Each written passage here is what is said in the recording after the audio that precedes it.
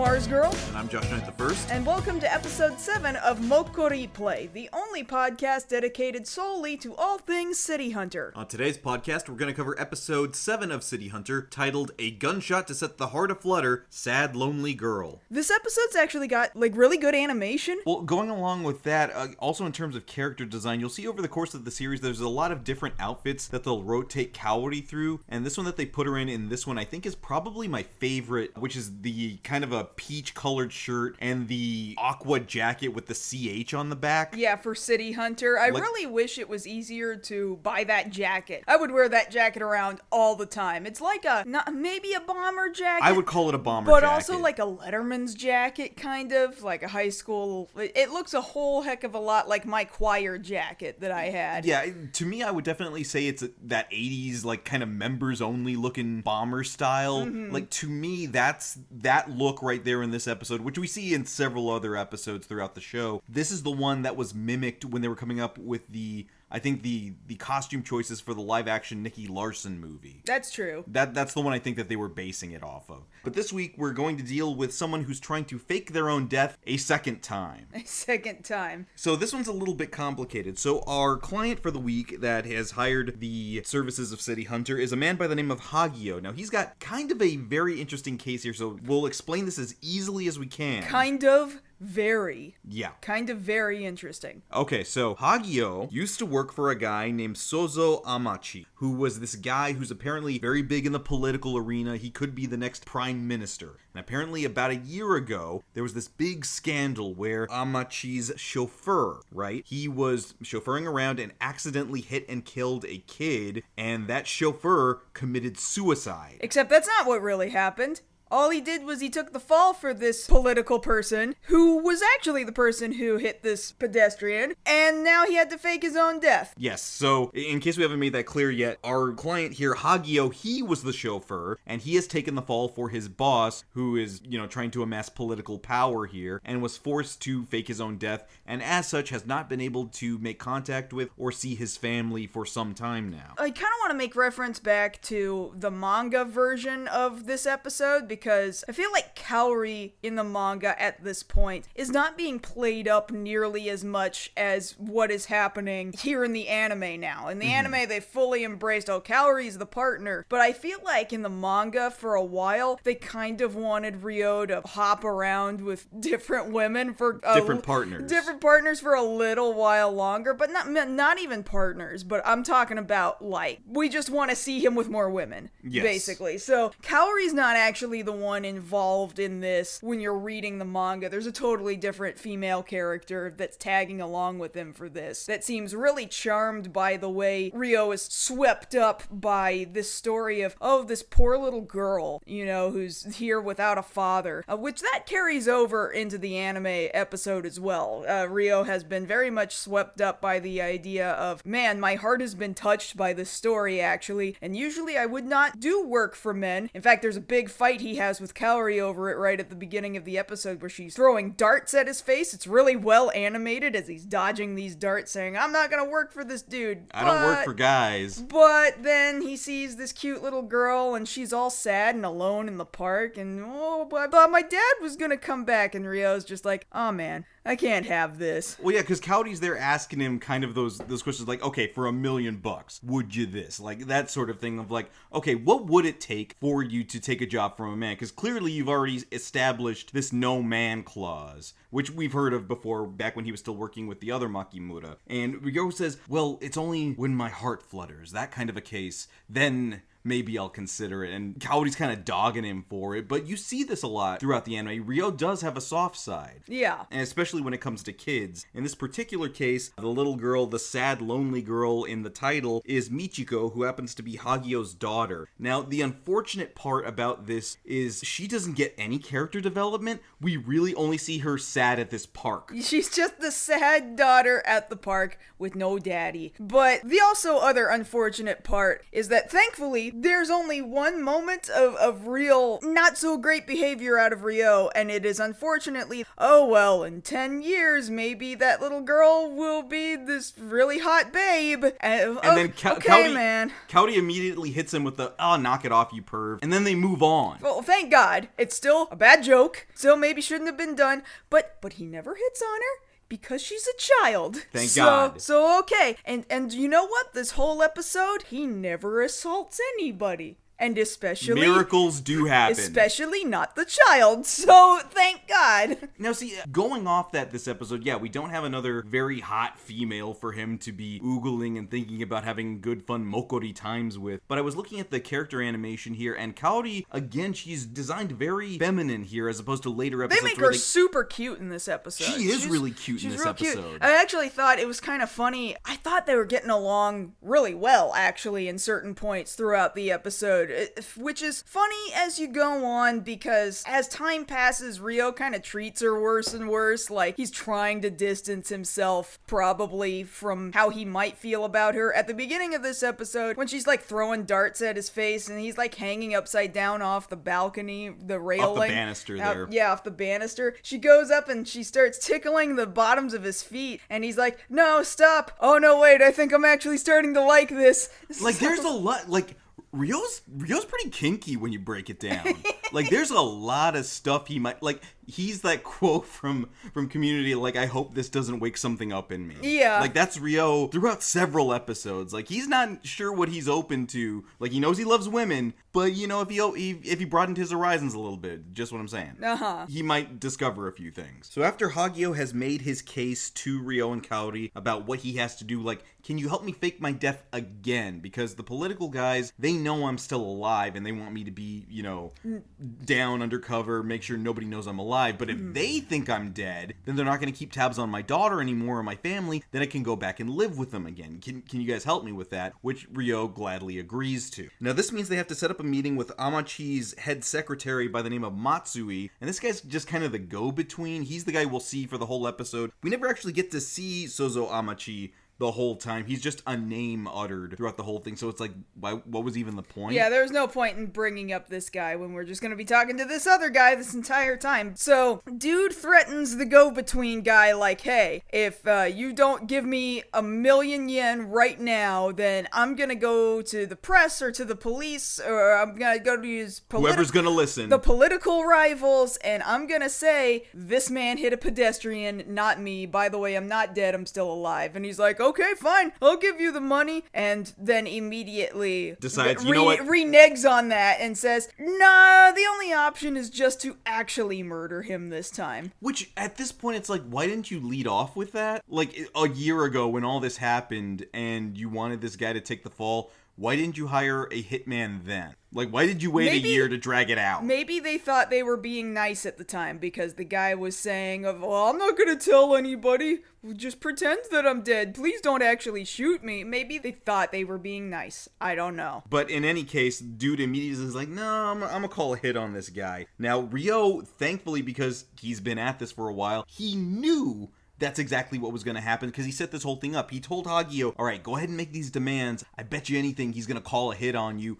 And I think I know who he's going to call, but we're going to test that out real quick. Well, he did not know who he was going to call. He knew that he could probably eavesdrop on the phone number. Unfortunately, he thought he was going to call from a rotary phone, and he could just listen to how long the rotary phone was going to click, and then he would just know the numbers. And then that didn't happen, and he was calling from a touch-tone phone instead. And he's like, oh, well, I'm not going to be able to hear that, so I have to, like, get up on this window washer's rig and look down on the buttons to see the phone number. I mean, for what that's worth, Ryo must have amazing eyesight. Well, yes and no, because as the window washer is pulling the window up, which he was only motivated by when Ryo lied to him and said, hey, there's a naked woman up there somewhere. Oh, shit, really? Where?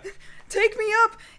He can only go up so high, and he's like, oh no, this is too far away. I need him to lower me back down to the first floor to take a look at these numbers. But he does call somebody that we have just met in the previous episode. It's our old buddy Umibozu. And it's really weird because Umibozu's not wearing his sunglasses. And that's wrong. It's very wrong. He looks extremely wrong without the sunglasses. And I think it's the only time we see him without glasses. Like, because he had them last week. He had them the previous week, yes. And he'll have them again next time we see him. He will have them forever. From this point forward. Why they did not give him sunglasses this time, I do not know. It's really weird. And the other thing about it is we only see Umibozu here for maybe at best 4 or 5 minutes. Oh, not even. Not even. Because he's only here as a joke. Because Ryo goes ahead and calls the number back that he got from them spying on Matsui to get the info on who the actual hitman was going to be. Gets Umibozu to go to the wrong place, to the wrong location as a joke. And then poses as Umibozu to Matsui saying,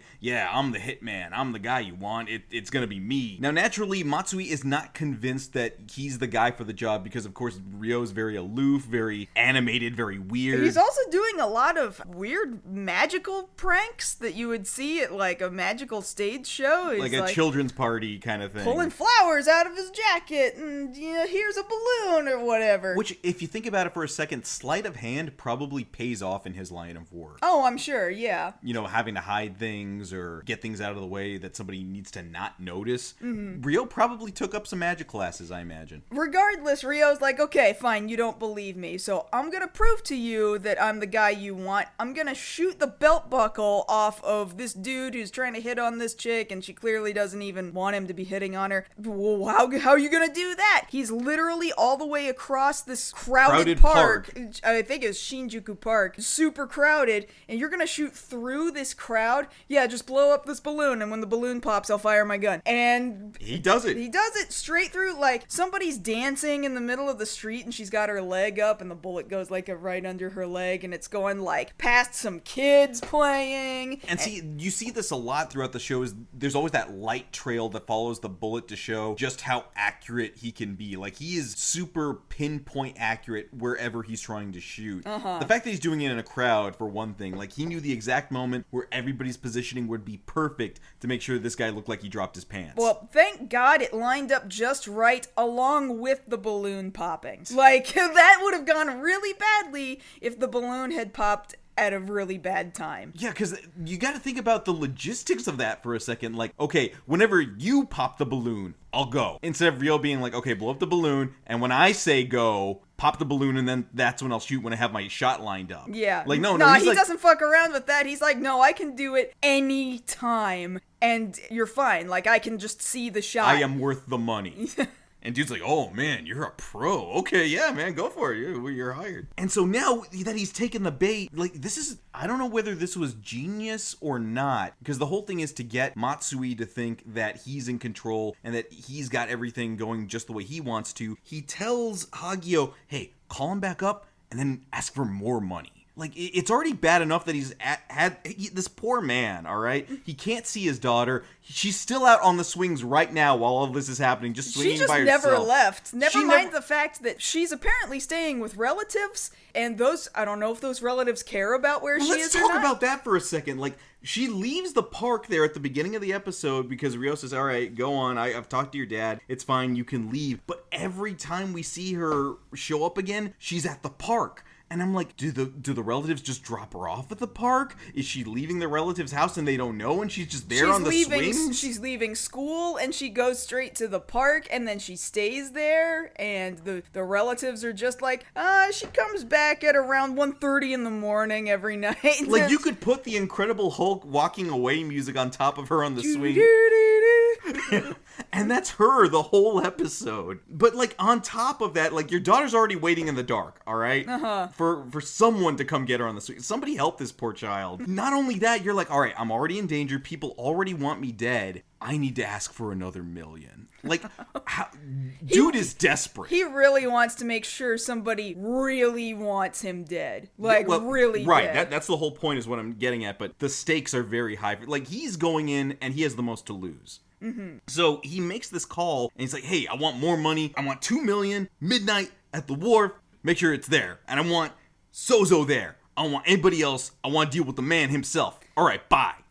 Yeah, we're never going to see that Sozo Yeah, dude. that guy's never going to show up. Like, this dude is just some off-screen ass who never... He has this guy doing all his dirty work for him. I wish we had some, follow-up episode about who's this Sozo guy who's got connections to crime lords who do all these hit jobs for him and cover up his dirty work, and then City Hunter's gotta come in and stop this guy from taking over a political office. I mean, to be fair, I think our desire for wanting that storyline has been spoiled by playing Yakuza Like a Dragon. Oh, that's entirely possible. So, yeah, it's never going to be anything nearly that satisfying, but we are going to solve this case. That's true. So they're having to decide, okay, well, unfortunately, Matsui's going to be there when the exchange is made, because of course he's going to double cross you, and he's going to make sure I, Azumi Bozu, have to kill you. We got to make it look convincing, and I've come up with a couple of ways, but how are we going to do it? I don't know how we're going to do this. Vest, no vest. How are we doing this? I'll shoot you if you wear a bulletproof vest, but you really got to sell it. You got to sell the hit. You got to really make it look like you're and the guy's like, oh, I don't think I can well enough. So just shoot me for real, man. Are you sure? Yeah, I'm sure. Just shoot me for real. Just hit me. Just hit me right here. That's the love of a father right there. I will take a bullet for my daughter if it means I can see my daughter again. Props to this guy for the commitment to the bit. But as far as the way you would have to portray, say he had put on the vest, and he's like, okay, maybe I can kind of do it. If he doesn't do it right, it never would have worked. Mm-hmm. And good on him to know well enough, yeah, I'm under enough stress as it is right now. I don't think I can fake that. Just shoot me. Yeah. It might make me feel better.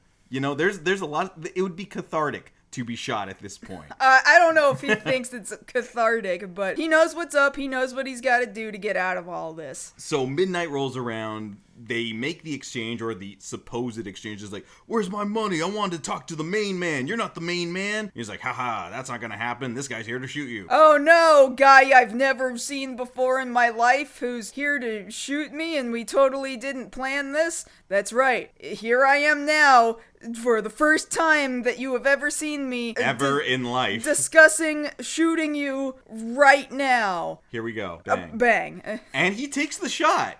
And he has made sure, Ryo has made sure, because again, he's a marksman, he can make sure to not hit any vital organs from 10 meters away, so good job on him. He is still bleeding out though. So that's kind of a problem. So they throw his bleeding out body into a car, and this is super elaborate, and they're like, all right, we've cut a hole in the bottom of this car, and the car is sitting right over a manhole. And Kaori is in the manhole, and she's gonna pull you down into the sewers, and then I'm gonna shoot the car, and I'm gonna light the car on fire. I'm gonna blow the car. And they're gonna think that we've burned your body, and that's how you're gonna escape. It's super elaborate, except, aw shit, we have not lined the car up properly. The hole in the car is not over the manhole. It's off by maybe a couple of feet. I really feel like he could have scooted out under it, but maybe that would have been too obvious. Maybe you would have seen this guy shuffling out. Yeah, it's already bad enough as it is that Ryo's having to cover up for the fact, once he figures out, oh crap, the hole's not right, I gotta vamp for a little bit. That's the worst thing, is when your plan goes awry and then you have to vamp. You gotta improvise. I can't really remember what he said, but what he should have said was, nah, wait, let him be in pain for a little while. No, he does say that. Let this guy bleed out. He does say that. Yeah. He's telling Matsui,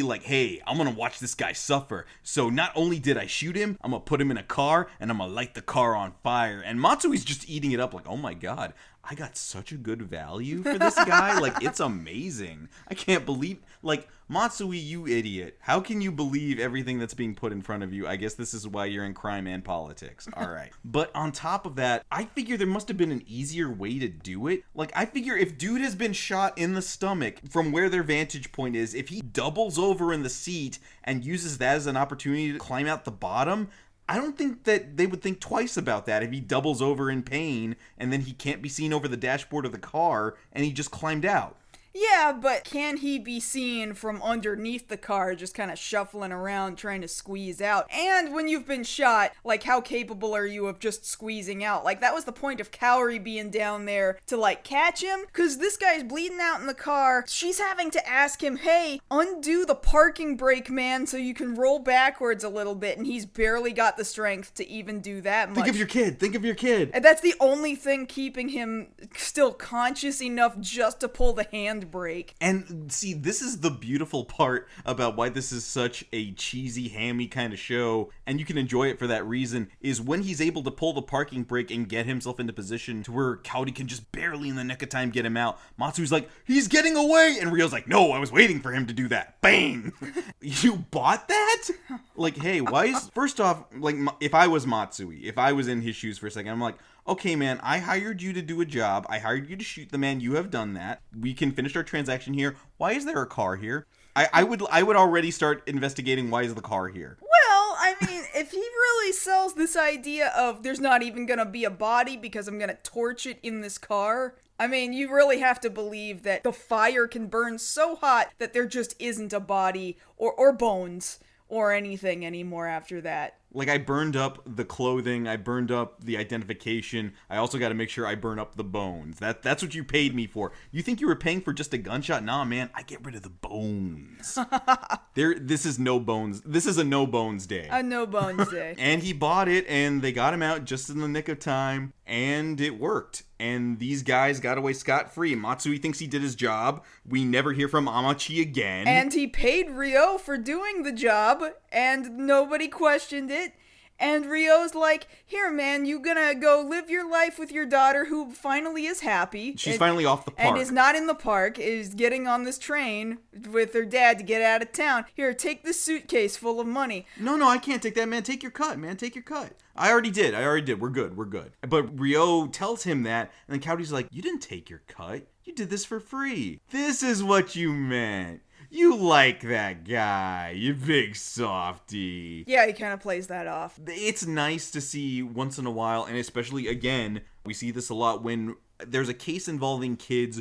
Ryo does have that really big soft spot. For the most part, yes. I think there's only one episode where I was like, man, I really wish you hadn't gone there. But 9.5 times out of 10, he's got this hard line. I don't dick around with girls that are underage. And also when it comes to a little kid that's really in some dire straits, I'm going to take care of that kid. Yes. And for the most part, that's it. That's the episode. There's a lot of good teamwork between Ryo and Kaori. They don't really hardly argue this episode. No, there's a good moment of them kind of joking around with each other, where Ryo had to, like, mimic the voice of the go-between guy. Of Matsui. Of Matsui while he's on the phone with Umibozu. And when he gets off the phone with Umibozu, Kaori's just laughing at him like, oh man, you sounded just like him. That impression was so funny. Here, do it again. And she, like, takes out a wig and puts it on Ryo's head. And without missing a beat, he just immediately goes right back into the impression. Like, he's just joking around with her, trying to make her laugh. Like, they've already got a pretty good rapport based off this episode, it would seem. Yeah, it just makes it kind of a bummer that after a while he starts behaving like, oh man, I need to start putting like some distance between myself and Kaori because I might actually like her.